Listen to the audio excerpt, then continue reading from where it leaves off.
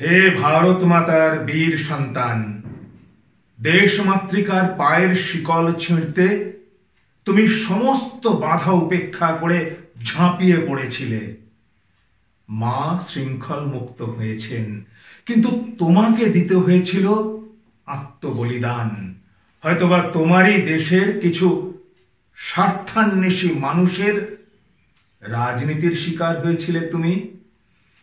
তাই তো আমরা সমগ্র ভারতবাসী তোমার অন্তর্ধান রহস্য উদ্ঘাটনের অপেক্ষায় আকুল আগ্রহী।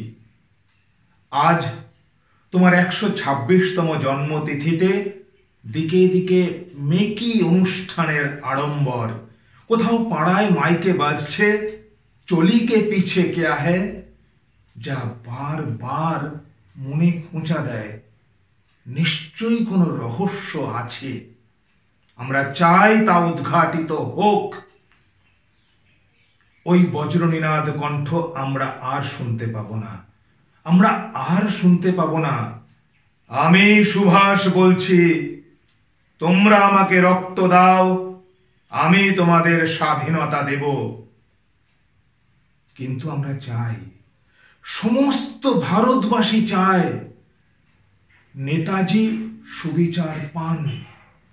সত্যিকারের উপেক্ষিত দেশ নায়ক সুবিচার পান, তার যথাযোগ্য মর্যাদা পান।